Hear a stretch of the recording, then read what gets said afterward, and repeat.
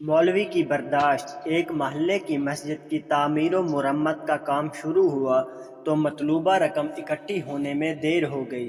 Committee इंतज़ामिया ने इमाम साहब से कहा कि मोहल्ले की इस नुक्कड़ वाला बंदा है जो बहुत बड़ा ताजिर है, मगर अपने तकब्बुर और फस्क में इंतहा को पहुंचा हुआ है।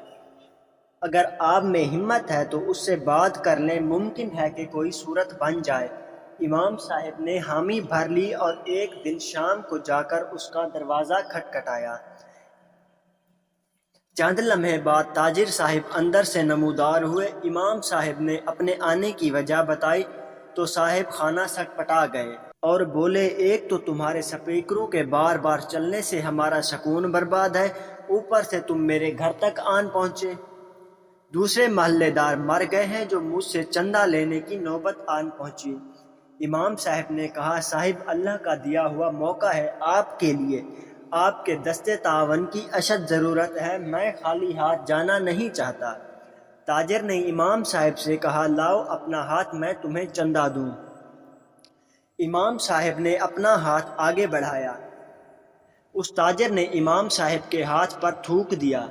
इमाम साहब ने कमाले सब्र से ये हाथ अपने कपड़ों से साफ कर लिया और दूसरा हाथ उस ताजिर की तरफ बढ़ाते हुए कहा, ये इमदाद तो मेरे लिए होगी, अब इस हाथ पर अल्लाह के लिए इमदाद रख दीजिए। ताजिर को ये बात न जाने कहाँ जाकर लगी कि उसकी आंखों में आंसू आ गए और मुंह से अस्तगफिरुल्लाह अस्तगफिरुल्लाह निकलना शुरू हो गया।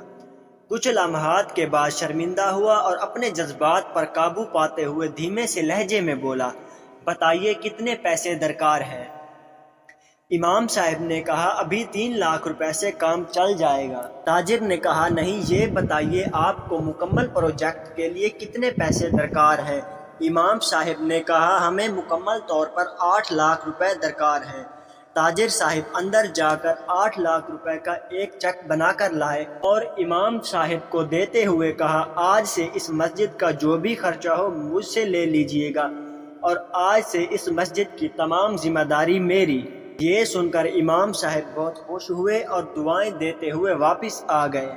बात करने का अंदाज, सलीका, तमीज़ और अदब आ जाए तो बड़े से बड़ा मुतकब्बिर और फासिक शख्स भी हिदायत पा सकता है। याद रखिए, ये बर्दाश्त, ये सब्र और ये हौसला उलमा को इल्म ही सिखाता है। इस्लाम फैलाना है तो अच्छे इखलाक और मीठी ज़बान इस्तेमाल करें, इससे पूरी दुनिया फतह हो जाएगी।